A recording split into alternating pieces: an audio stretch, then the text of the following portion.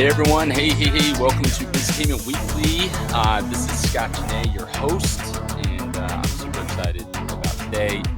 Again, this is like episode 2, I guess we would say. It's not really, but it's episode 2 of me kind of flying solo here on podcast. And so it's fun, it's interesting, and we'll still have guests on the show. In fact, I think I have a scheduled guest here coming up pretty soon. So if you want to be on the show, make sure you go to biztainmentweekly.com and just select a time, and we'll love to have you. So welcome to the show. Like I said, my name's Scott, and I am the host, and I'm also the CEO and co-founder of magazine Jukebox that helps put this on. That's the MJB. If you're looking on my hat, or if you're looking on the screen here, but magazine Jukebox is a digital entertainment platform for commercial spaces. So when you think about it, it's like, when you go to a doctor's office, car dealership, something like that, you simply scan our code. We use geofencing timestamping, so that way the code can't walk down the street. And you can enjoy magazines, you can enjoy games and trivia now on our platform without having to download an app. So it's really cool. And we're in a little over 4,000 locations now, only been live for just shy of 2 years. And, next stop is ubiquitous, right? We're trying to make it to everybody knows our brand and name. So wish us luck. Okay. So, awesome. So, again, welcome to the show. Excited to have you here. Just kind of like a rundown of the show is that we like to always do what is called a LinkedIn moment, which I'll do here shortly. But let's talk about like this past weekend. What a great weekend. I'm here located in a town called Suffolk, Virginia, but our office is based out of Norfolk, Virginia. And it was a great weekend. I had a lot of time, a lot of fun with my family. We did family photos. Is everybody doing those now? Like, are you taking your family photos right now? And how's that been? Usually they're pretty disastrous. And this time I actually had some fun, minus a big spider crawling on my wife. And I think there's a picture of me like smacking her or something like that to get that spider off. That was pretty funny. So I had a good weekend. I went to my first card show. That was fun. It's a new hobby that my son and I have tapped into, and trading cards, selling cards, sports cards, from baseball, football to comic to Star Wars to it's all kinds of stuff. So it's pretty wild. Anyways, having a lot of fun with that. And and then we had this thing called Jeep Fest, and Jeep Fest was a lot of fun. Oh my gosh, there were so many cars. I'll put up on our feed a picture that I have of all the Jeeps. I mean, it was Jeep Central down at the ocean front in Virginia Beach.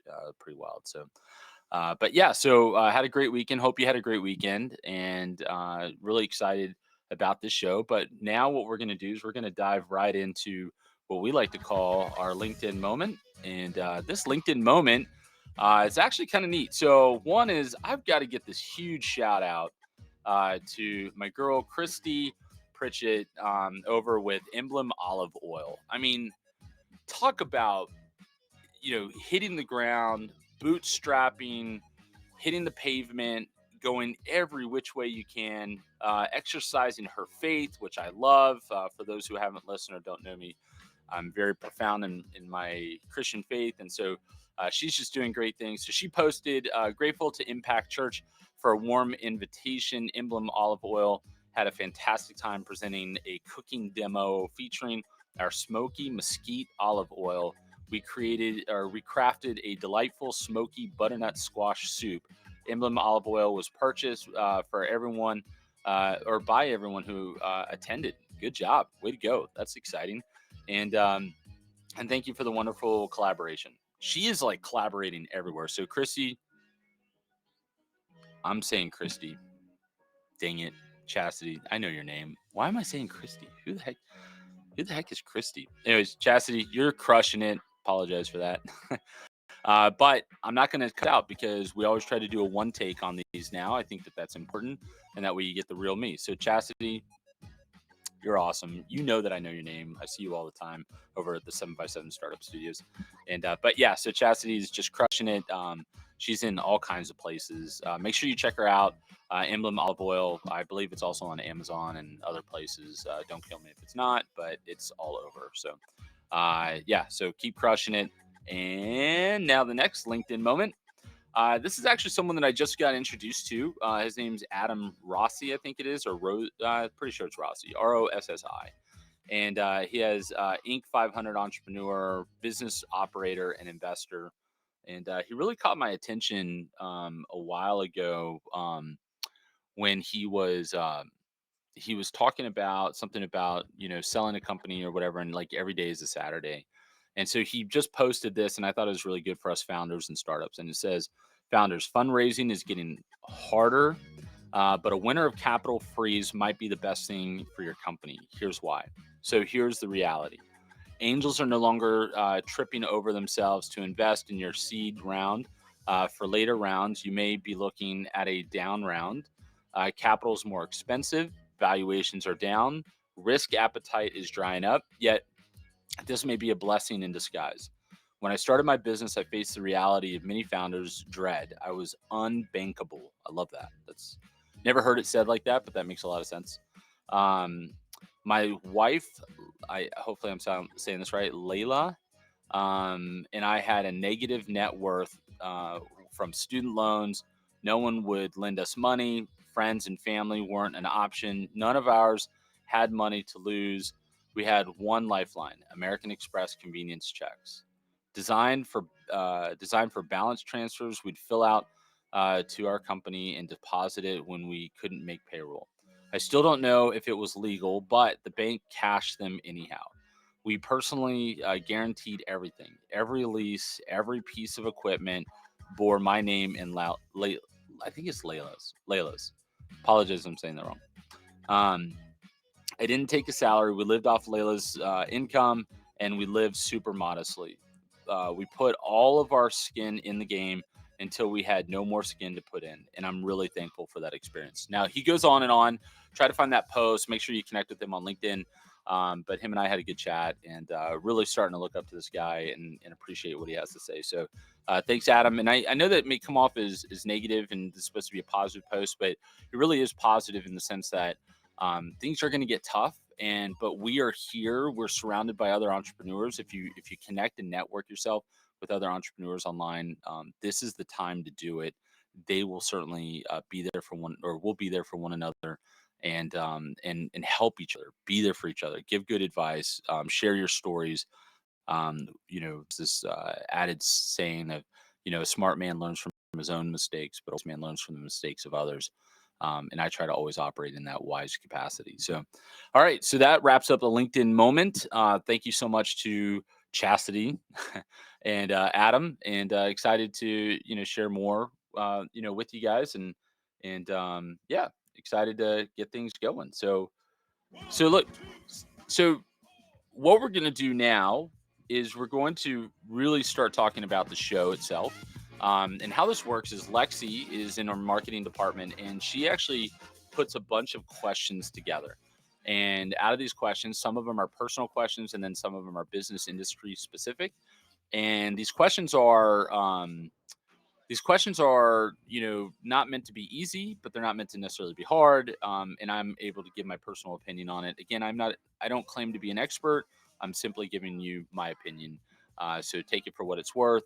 And I always encourage everybody, get sound advice. If it's something to do with legal, get good legal advice. If it's something to do with growing your business, find people that have been in your business before. Oh man, you know what I just noticed? Anybody who's watching the show has his Dallas Cowboys helmet back here. Oh my gosh, I won this thing in an auction. I'm not a Dallas Cowboys fan, so anybody seeing this and understands who I am, I'm actually a Commanders fan. So I know. Don't hate me for that, but yeah. So, anyways, sorry about that in the background. Way to ruin the picture here.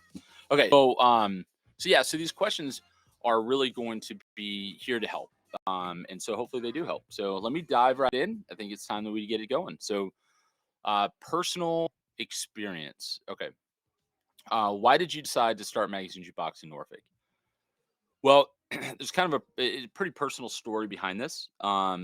This personal story really is pertained around my father. And for those of you who don't know, my father, unfortunately, he passed away. He passed away 11 years ago, actually. And when he before he passed away, we moved here when I was about 16 or so. And actually I was 16 because I know I just got my license. And when we moved here, I remember coming through Norfolk, and jokingly I said, joked with my dad. I said, Dad, one day I'm gonna have an office there in the city. And he said, "Go for it." He was always such a good encourager as an entrepreneur. He always wanted Larry and I, my brother and I, to be entrepreneurs. But yeah, so I had a desire to start something in Norfolk. But then, from a strategic standpoint, it was important to go where you're going to find the right staff. If you live out in the country, then it's probably going to be hard to find staff that will come to a location who is interested in tech, or a tech startup, or marketing, things like that. You're going to find them a lot of those professionals are going to be in cities. And so Richmond probably if you don't know, Richmond's about 2 hours north of us. And Richmond is always a great option, but I don't want to drive 2 hours, so I'm being a little selfish. And Norfolk really was there. So then we got connected with the city, VDEP, and our buddies, Mike Paris, and they've really been like putting effort into Magazine Jukebox and to see us succeed. We've definitely fared some you know issues with buildings.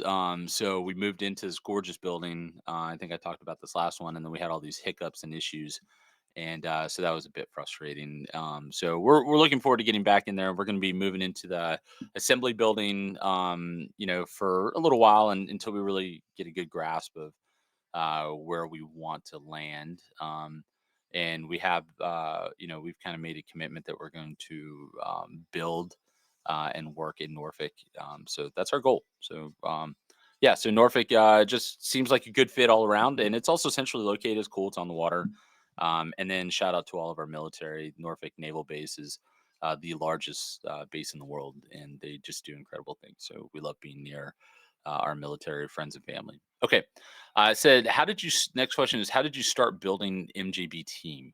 Um, you know, Building a team is super important when you're starting a company. I always say surround yourself with people that are smarter than you.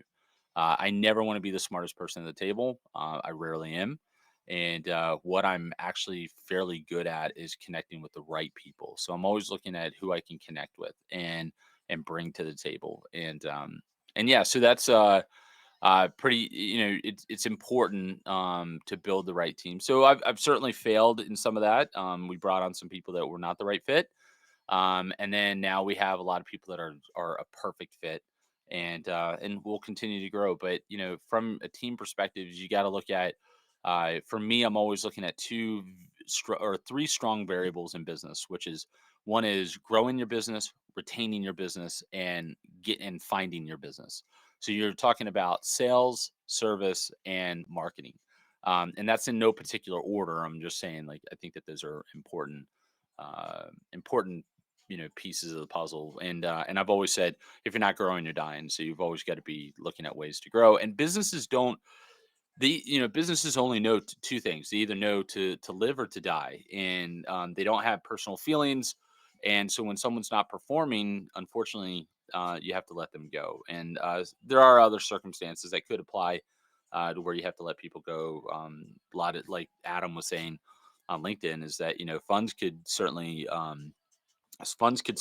freeze up, and you want to be careful on that aspect too. And so been there, and I'm hopefully won't hit it again, but I don't claim to be Superman, so you never know. And I certainly don't have a crystal ball, so I have no idea what the future holds.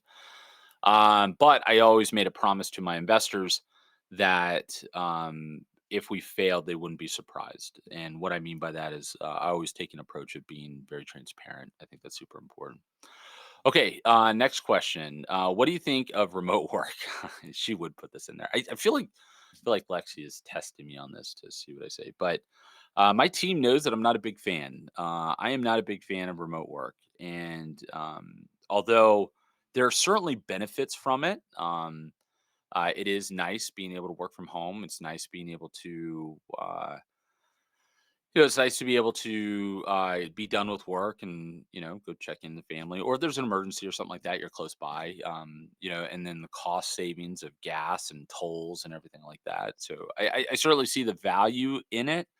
But I think we're missing the biggest component of is collaboration, and there's something to be said about fellowship and being around each other. And sometimes, in Zoom and Google Meets and all these other ones, they do a great job at bringing people together. Even Slack now, or Slack, what is it called? Is it Slack? Yeah, I think it's Slack. One of the things that Slack does now is they do video to where you guys can collaborate and come together. If you didn't know that, check it out if you have Slack. And it's working pretty good. It's a little glitchy, but they're working through it. But yeah, so I think remote or hybrid work is here to stay. I think a lot of these big companies are going to be calling people back to work. And I think it's super unfortunate because there's a lot of people who got hired on remote. And so they don't live near the town. But that brings that next question, right? Like, um, if you're have a business based out of New York and New York City, right? And let's just say minimum wage there's $20 an hour, and you have someone working remote, but they live in Mobile, Alabama. And no offense to Mobile, this is not meant to say one is makes less or the other, but and let's say Mobile is $11 minimum wage, so you can live down in Mobile getting a New York City salary and do very well. Like you can kind of live above your means, and that's great. But then when there's a return to work, and you have to move back to the city, you probably can't afford to live in the city. So you're that, or you need a raise or whatever, and so now you're in a really tough spot, and so that's hard. And then also from the employer's perspective, what salary should they be paying? Should they be paying you for the city that their company's in, or should they pay you the salary for where you live? I don't have an answer to that, but it is an interesting question, and part of me thinks that it needs to be a kind of a combination of both. But big corporations figure that out. We haven't encountered that issue yet, but I'm sure it will happen. Okay. So, anyways, round finish that question off. Not a big fan, but I get it too. So, okay. Next question is, how can a good leader empower their team to make decisions? Well, that's simple. Tell them, just tell them, say, hey, I want you to make that decision.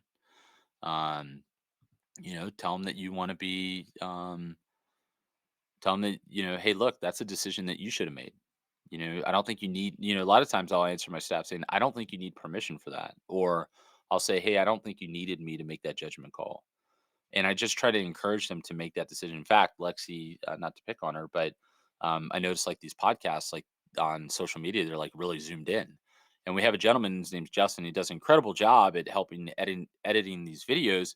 But he like zoomed in on me and our guest, and I was just like, why did we do that? And Lexi explained, well, I think that Justin was doing that, and I said, yeah, but you have ultimate control, so you make that decision. And literally, that just happened before I started this podcast. So, yeah, so you just want to empower them to make judgment calls, and you empower them by literally doing it. You've got to just tell them, hey, you need to make that decision.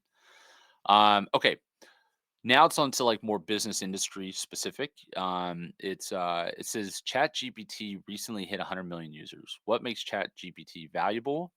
Do you think AI could replace the need for a marketing team? Man, Lexi, I think Lexi's attacking me here. Okay.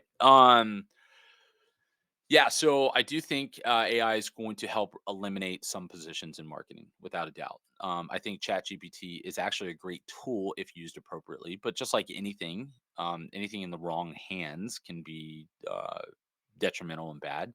I mean, think of the nuclear bomb. Like it was the inventor of the nuclear bomb said it was one of those things that he wishes that he could disinvent, and and it's a horrible thing out there that can cause a lot of harm and destruction to many people.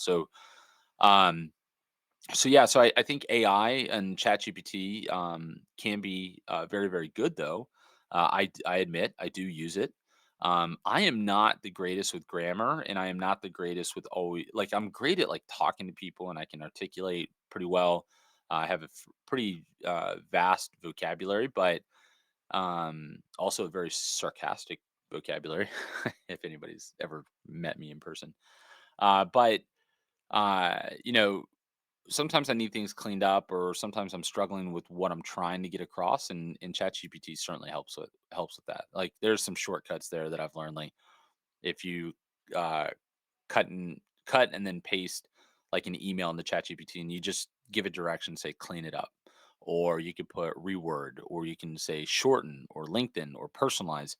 Those are like really cool tools and usually turn out pretty good. But my suggestion to anybody using it is that you're still ultimately responsible for what is said on it.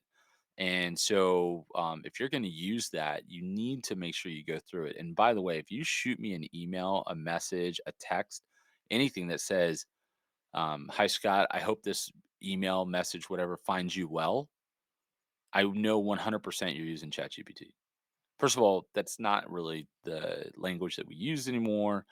And second of all, ChatGPT always defaults to that. So if you see that in an email, just know someone probably used ChatGPT to send you a message. And they're using that a lot in like automation stuff to get people to come on board, or to at least engage with them so they can target you to sell their product. Just know what's being used. Okay. What should you seek legal advice early on in your business? Oh, so this is a good one. I get hit with this a lot with a lot of startups.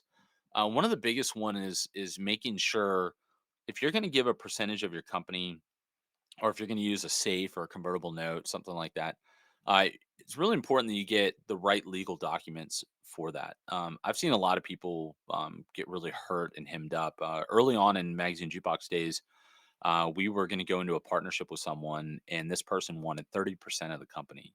And this was after we've been working with them for like 6 weeks. And then they sent us this message, and they're like, "Hey, I want 30% of the companies, no questions asked." And I was like, no way that's going to happen. And luckily, because of our previous businesses, we had good connections with attorneys. And our attorney, once we sent it over to the attorney, they're like, giving away 30% of your company now would be detrimental to the company. So you use convertible notes because then it converts into a percentage. And then, of course, you want to give small percentages to important people like board members or big investors, things like that. So you want to make sure you have that ability, and in some employees, in some cases, like especially your C suite. So best legal advice would be, or best advice I would give is get to know an attorney. We use Kaufman and Knowles out of Norfolk, but they're all over. And Shannon or Britton, they're both our attorneys, and they do a fantastic job. So, anyways, I think it's super important get good legal counsel. Now, that being said, there are some things that you can do to save money, like terms and conditions. Like if you read someone's terms and conditions, you could probably cut and paste it. I think most people do. I don't know if that's legal or not, so maybe get some legal advice on that. We didn't do that. We created our own terms and conditions with our attorney. That was expensive, and then I hear from others that you could use that. Also, if you have someone and they're in very similar lines of business, I would then encourage you to maybe share some of that legal advice. I know that we have in the past. Something that we got from someone will say, "Hey, well, this is what we got. Feel free to snag it for whatever you need." So check that out. Okay, but yeah, so get legal advice absolutely, and typically you can't get the right advice in 20 minutes. You're going to want to sit down for an introduction. Then you're going to want to sign an agreement that they will represent you, and then you just kind of go from there. So, and then what's really cool is when you spend a lot of money with them, they send you really cool Christmas baskets. Last year, my attorney forgot to do that, so I'm expecting it to be double fold. If Britain's listening to this, I don't think he is, but if he's listening to this, I expect it to be twice the size of anybody else's. Okay. Next question is, why should you invest in establishing a team culture? You said something before, like team culture helps set the stage for your entire business. It does. Setting the culture for your business is is stupid important. And I didn't realize how important this was until really recently, more recently than before. One of our things in our core values is that we put on there, we're all human, and if we make a mistake, then own up to it, and and make sure that we don't do it again.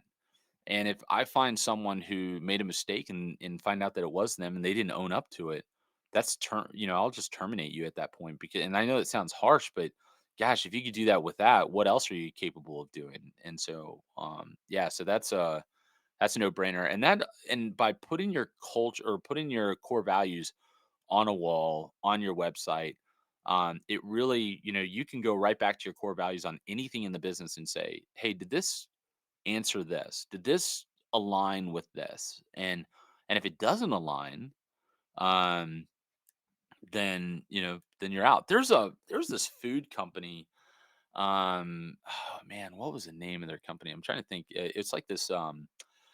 It's a healthy food. It's like Huel, I think it is. It's like Fuel, but Huel, I think is the name of it. Forgive me if it's wrong, but I disagree with the pejorative language that they use, but I understand the point.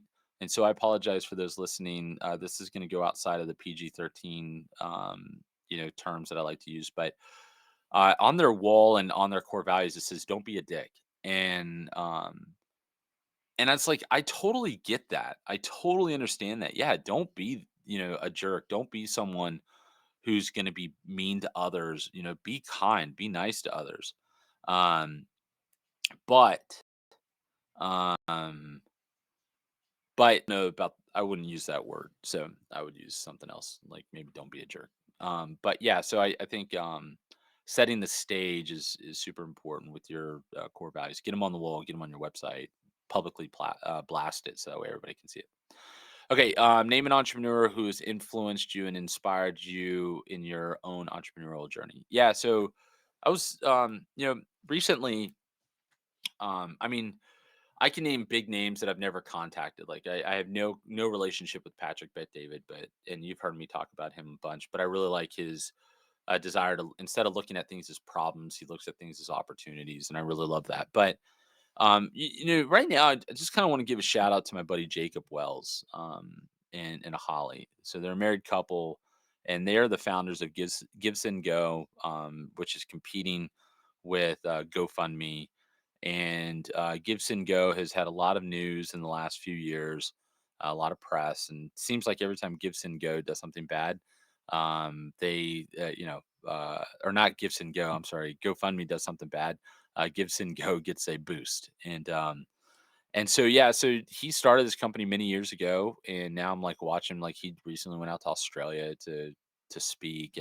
And Holly, I mean, she's just this fanatic, muscle bound young lady who's just crushing it. They have like 5 kids, I think, and a few of them are adopted. And I just, they've grew the company from nothing to what it is today, and it's really just thriving. And so Jacob is certainly someone that I look up to, and I appreciate his Christian faith, and doing it unapologetically. And he is really just crushing it in business. So yeah, so Jacob, shout out to you, brother. Thank you for inspiring all of us and continue to thrive and do great. Now don't get in trouble, so that way this makes me look bad. Okay, I'm just kidding. He wouldn't. Okay, so look, I mean, guys, I mean, I've been chatting. It's kind of weird, like doing this is like talking to myself for like 30 minutes.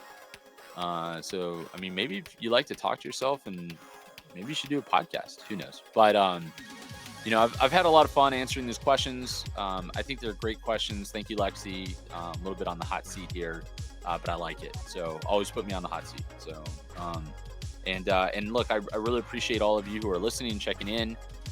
If you have questions, submit them to us. Get them over to us. We're on all social. Love to hear what you have to say, and if you don't like what I'm saying, chime in. I'm human. I'm gonna make mistakes, and I appreciate you realizing that I'm human. So nothing too crazy. But yeah, so the show is Biztainment Weekly. Thank you so much for joining us again. I know I'm not really going to do pick your poison type stuff with myself, but I'm still going to do that with guests. And but yeah, so we'll see what the week brings.